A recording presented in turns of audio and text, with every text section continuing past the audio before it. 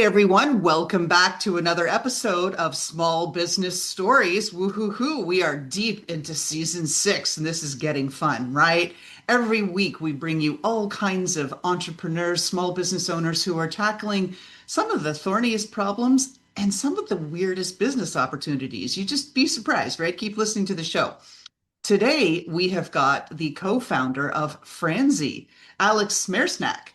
And I think I mispronounced his name. Alex Smersnack. Are There we you better? go. Are we You close? nailed it. You nailed it. There we go. There we go. Apologies. Oh my goodness, you never want to get this wrong. But the cool thing is, he knows just about everything there is to know about franchising. He even has a podcast, How I Franchised This. So let's get into it. We're just going to call him Alex. Alex, welcome to the show. Loralyn, thanks for having me. Yeah, it is a vastly fascinating world, franchising. I used to be a skeptic, like I think a lot of people are. I thought, oh, it's McDonald's, it's Wendy's. You have to have a boatload of money to get into it or been born into it. And through my entrepreneurial journey, found my way into franchising and have become a lover of it. It is truly an accessible business model that spans home services, food, fitness, early childhood development. Honestly, there's a flavor for just about everyone, and I think that's what I like about it. But you really do need to know what you're looking for, know the risks, know the bad actors that might be out there that don't have the incentives that you do or the alignment that you do. And yeah, it's a fascinating business model, and franchising's definitely opened my eyes to different paths to wealth than I ever thought there could be.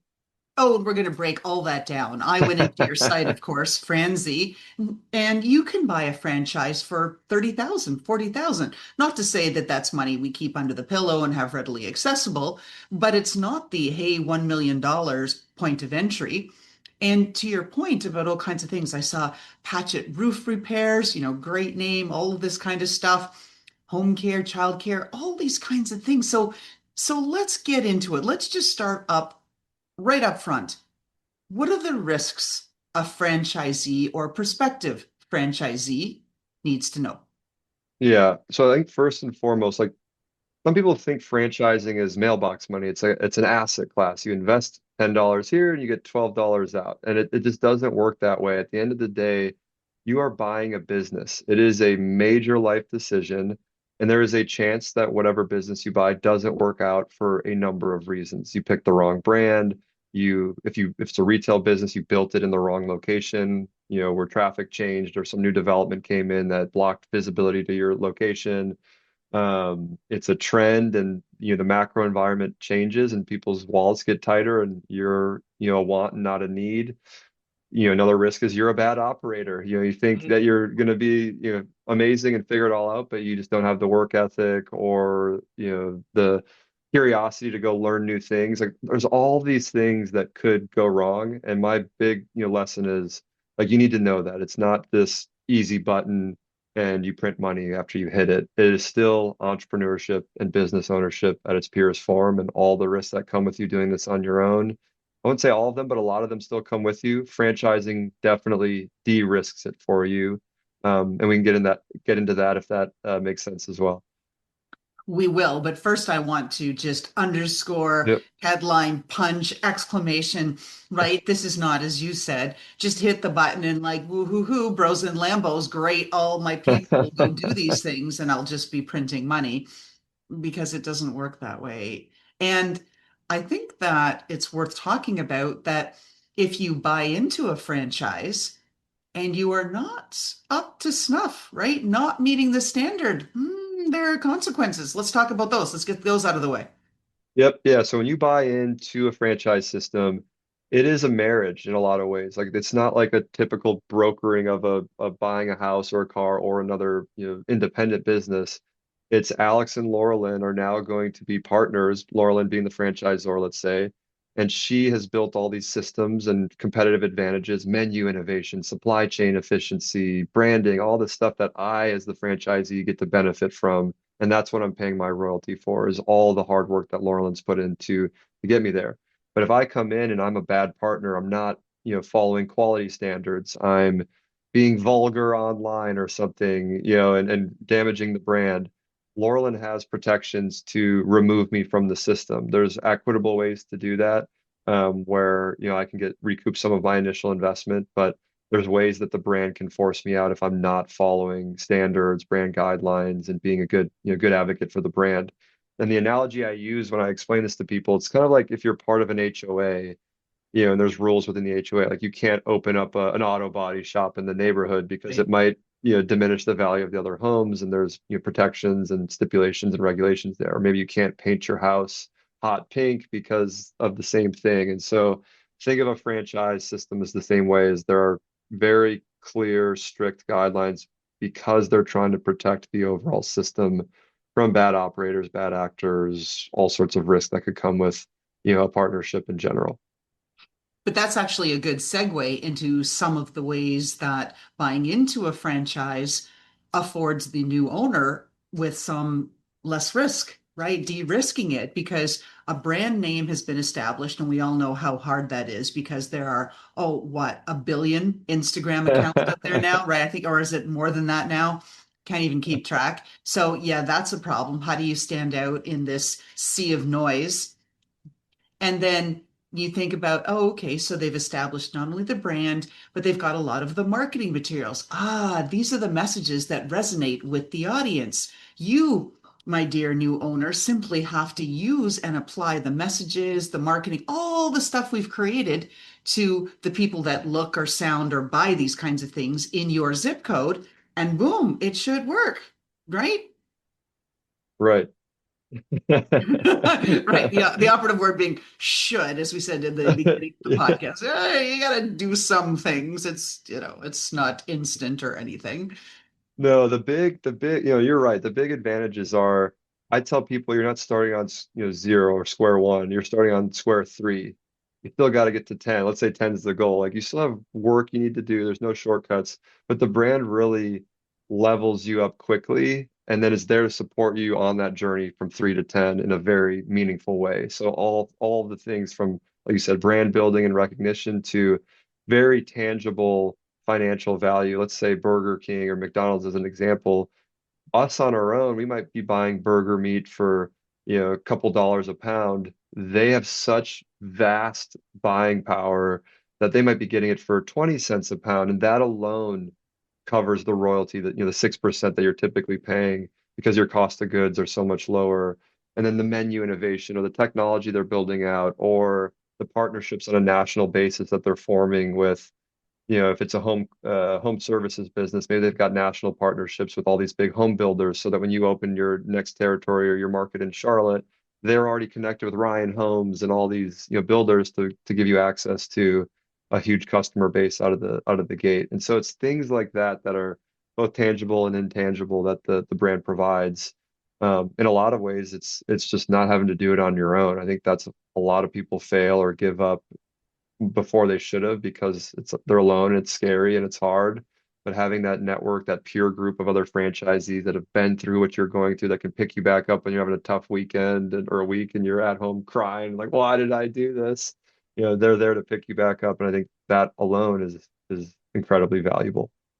Okay, I swear to my audience, I did not prime Alex for this, but that literally leads into my next question, which is one of the other advantages, because I deal with a lot of small businesses, micro businesses, nano, what do you call them?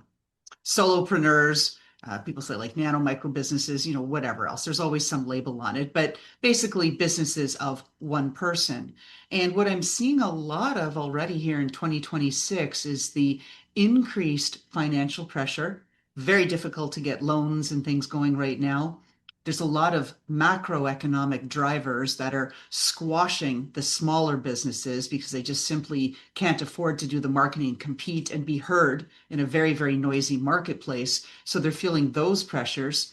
And for a lot of folks, there's just craziness going around in the world that is upsetting on a personal level. We're not going to get political on this, but even in the United States, a lot of people call it, well, what it is, right? A dumpster fire these days. And Hmm. so people are struggling. So, very long winded answer where I want to get to is how many franchises offer the opportunity where the new franchisee can become part of the club, part of the community? Hey, let's talk this week because, hey, it is going down. It's going south. Help me. What do I do? Is that part of the de-risking value that they get when they buy in? Absolutely. There's a massive embedded peer group immediately. So let's say, yeah, it's a gutter cleaning franchise that you get into, and maybe you knew something about gutter cleaning, maybe you didn't. And honestly, a lot of people think they need to have this background before they do it. I look for kind of skill mapping. So if this person's very good at sales, I look for franchises to pair them with that have high ticket sales items like fencing or pool installation or roof replacement, those types of businesses, because it's a sales motion for the most part. Yes, you got to hire a team to go install the fence or repair the roof or do those things, but it's higher ticket sales. And so once you find that match, you're now into this group. And when you do have a hard time, that's when you can reach out to those other franchisees and say, hey, I'm doing this roof, cleaning franchise. I'm not sure what to do. This customer said X, I got there and it was Y. Do I need to price it differently? Do I need to call more crew in? Hey, I've noticed that on the weekdays in the fall, I'm not getting any business. Is that normal? Is there seasonality in your business that I should be aware of and plan for? So you immediately have this like mastermind group of other people that have been through it before you, that are going through it as well, as you. And a lot of the franchisors encourage franchisees to engage, interact with each other, and some go as far as having Slack channels or like email threads and different community forums for them to share best practices and things to avoid and lessons learned. And that just as a business owner in general, the shortcuts you can get by having good mentors or people that have been there before you and can tell you the pitfalls to look out for and avoid, you get that tenfold in a franchise system. Which is helpful, sort of, as someone who read an ungodly amount of content, was involved in startups for a lot of decades. Like I said, the dinosaurs were still roaming the planet when I was walking around, but anyway, and learned a lot from that. But it was totally different being in the moment and setting up my startup. Like you had created a tech startup, and we're going to get into your tech in here just a sec. And I thought, well, yeah, yeah, yeah. No, oh my goodness, no, I would never do that. And then I did it. And I knew not to do whatever it was, like, oh, mortgage your house and then build it and then hope that they will come after. Things like that. But I did it anyway because you become so aligned and so convicted to your cause that you just more move forward and you think, well, it's not going to happen to me because I did all this other research. I did this and Mhm. I did that. And hey, this I've got green lights, right? And then you don't. Hmm.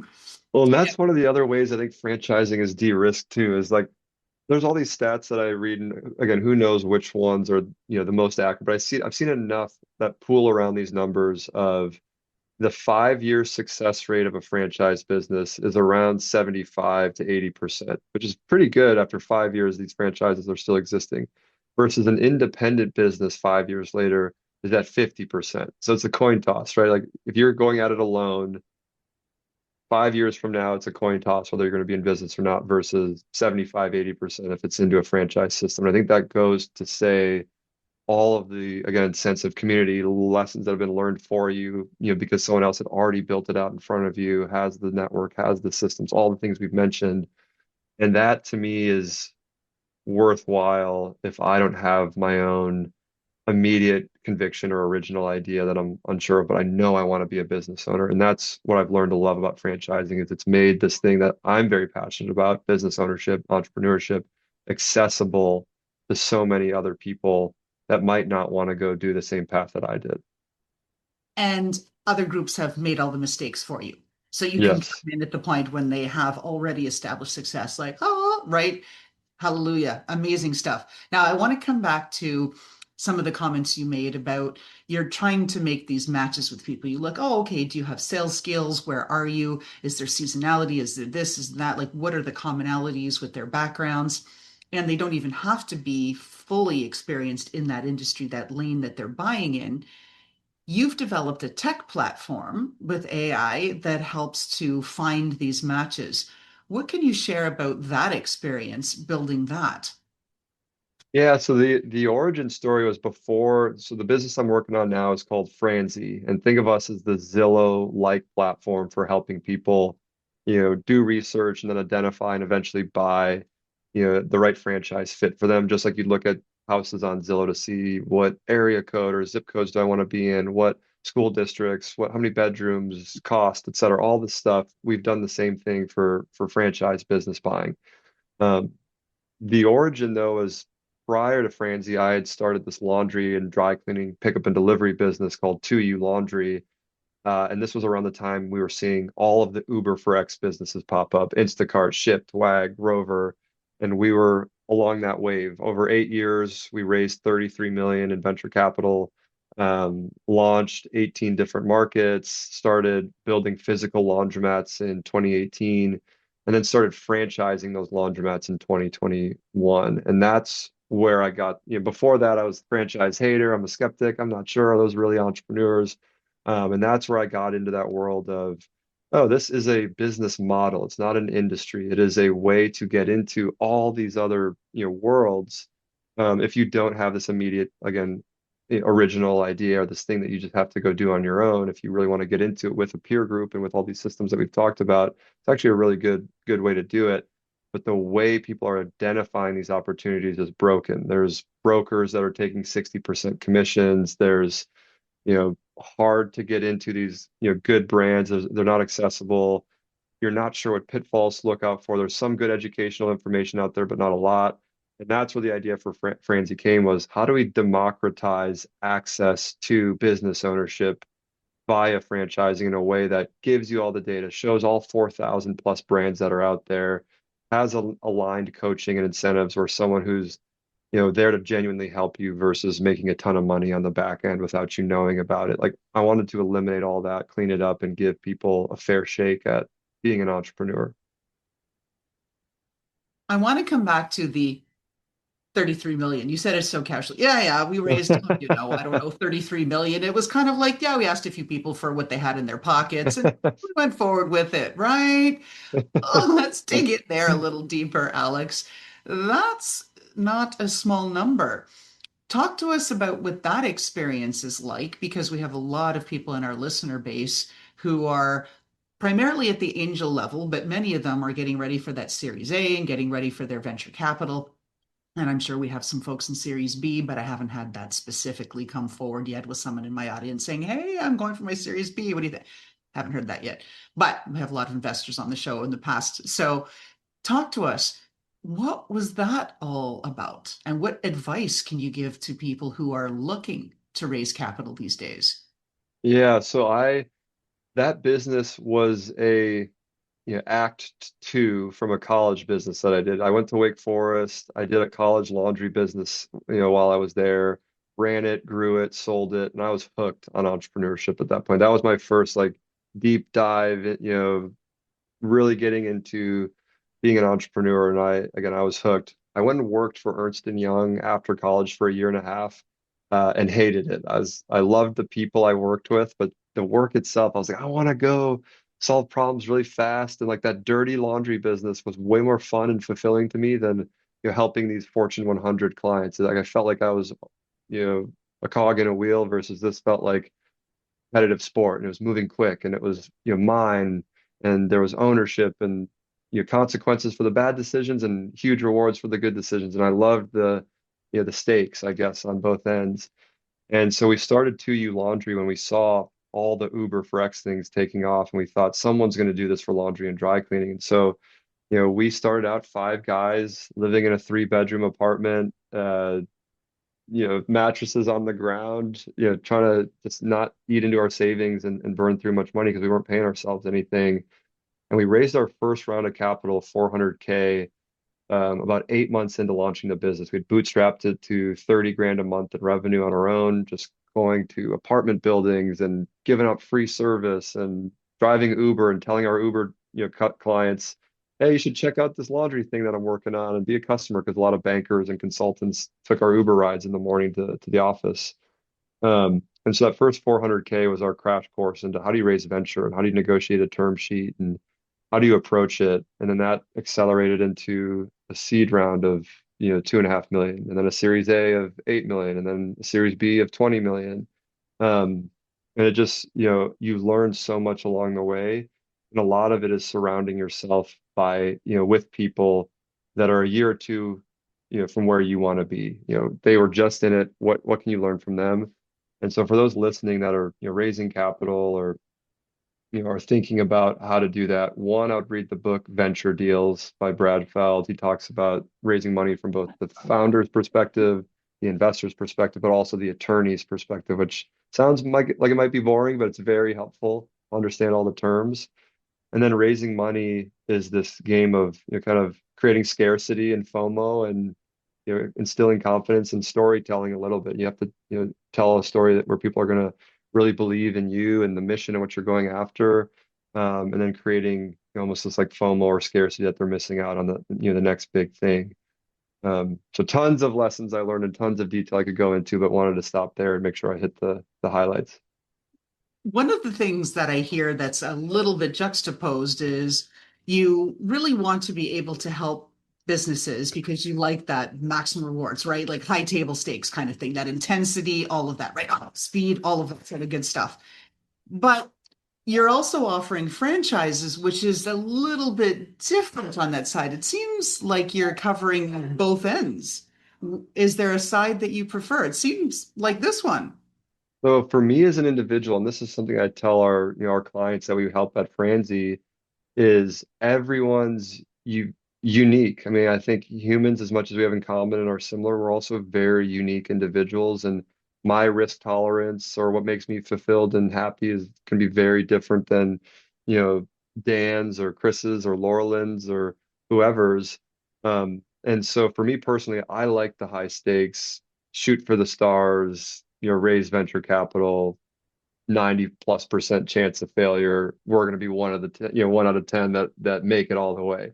I love that, and that might change as as I get older, my family gets bigger. Um, but for now, like I love the high stakes, high energy. But there's a lot of people that they just aren't fulfilled by their W-2, or they've done some real estate investing and they've made some money, but they haven't operated a more operationally intensive business, and they've got a desire to learn about that and do that. And that's to me where franchising is so accessible and gives you that high of being an owner and problem solving and building things without the full complete risk of it being a 90+% chance of failing like a traditional startup does. So I actually do blend both. I own some franchises in Minnesota. I'm a capital partner in those. I help with site selection, bookkeeping, finance related things, some strategy work. But I have an operating partner in the state who operates, the day to day with the team there and on the ground. So I get a taste of both. I get to be involved in both, and I could see myself in life shifting more to that side as I get, more kind of stable and wanting a little bit more balance because startups, venture-backed startups, it is a all or nothing, all in, blood, sweat, and tears, force this thing to work mentality. You use the word balance. Does it exist? No, I think harmony can maybe exist, but balance, no. And I know that might sound contradictory, but to me, harmony is like how do you get other parts of your life to coexist together instead of choosing one or the other. So having your family come to work on work trips with you, or have friends that are also in entrepreneurship so that when you're hanging out with them, it's also a little bit of that kind of business high and addiction that you have, but you're also talking to friends and being social as well. And can you go work out with I know some people go like on business meeting walks. It's like can you like, you have to find these types of overlaps to make it all work. Absolutely. I've done several of those myself. Nothing in the gym, nobody wants to see that, but definitely out and walking or skiing, that kind of thing. Did some golf, but no one really wants to do that with me because I just want to watch the bunnies and then I end up just giving up and throwing my clubs into the swamp. I'm like, I give up. Like I just it's not a game for me. But I'm in those like fast, high speed, intense games, racquetball, pickleball. Yeah, that's what I like. That kind of stuff. So with franchising, what's going on right now with respect to what's hot, what's not? Yeah, so franchising, and this is something that I've been, preaching about a little bit, is people say it's like it's an industry, and I think that's wrong. I mean, I still sometimes say it myself because people are just used to speaking about franchising as an industry.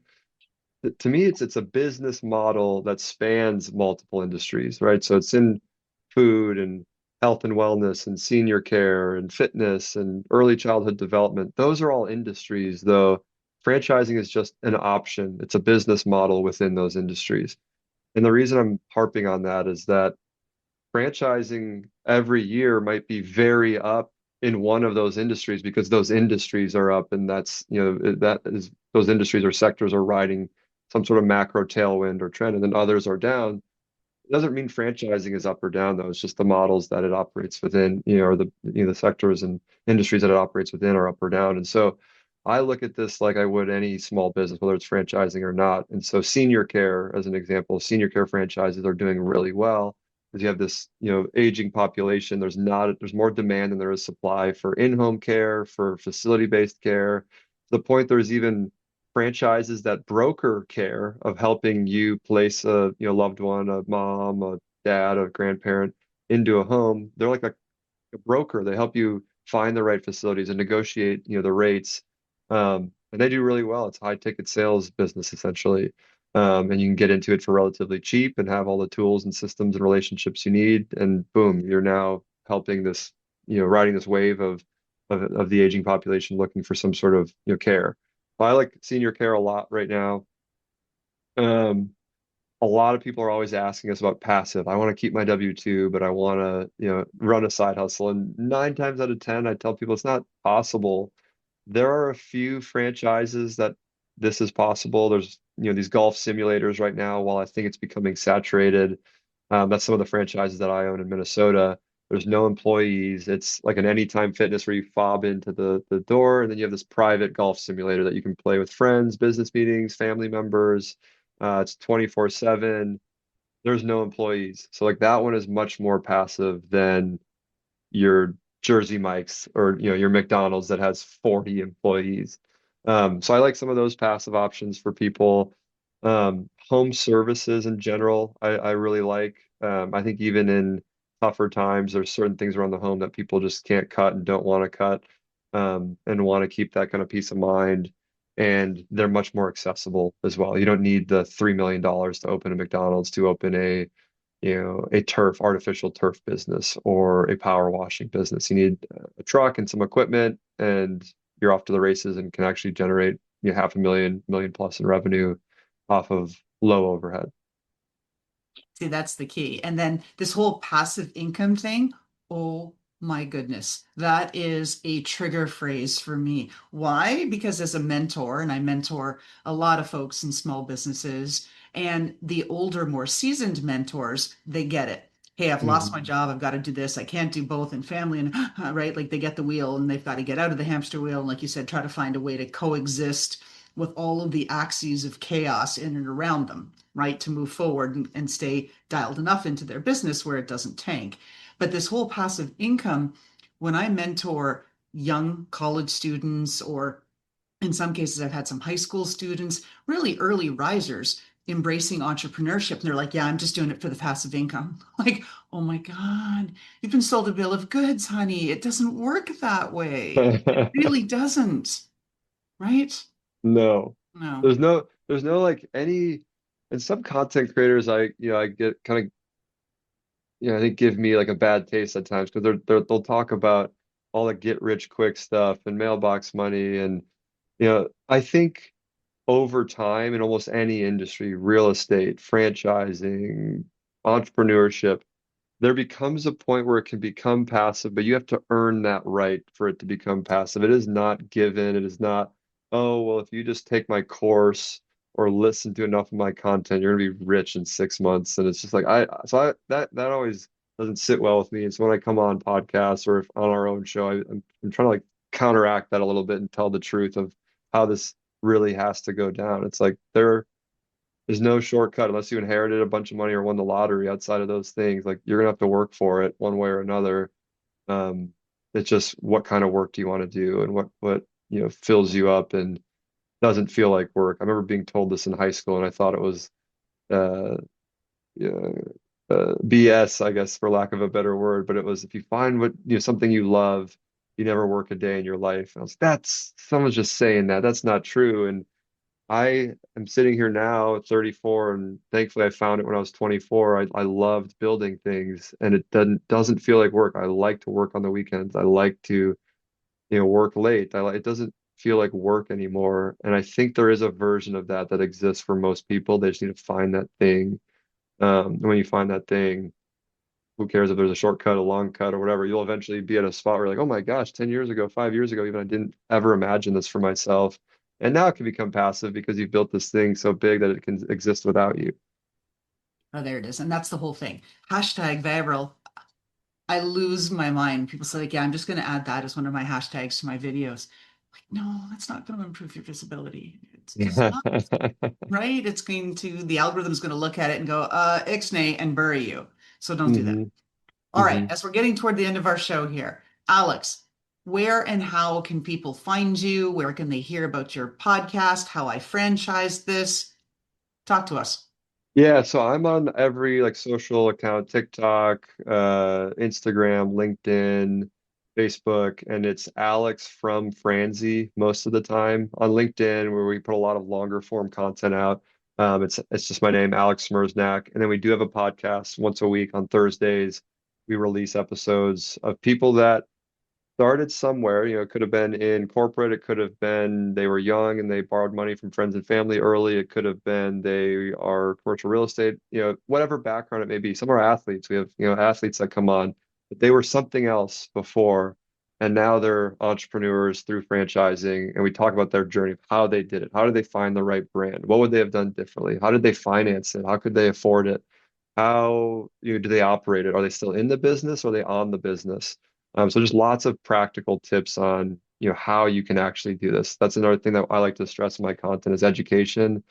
And some of it's entertaining, but a lot of how do I actually go and do this? Enough of this, like, oh yeah, get rich quick and whatever. It's like here, we're gonna lay out the roadmap, and if you decide to go down that path, great, you got the tools and the resources to do it now. And if not, hopefully you learn something. Excellent. And that's why we have this podcast, right?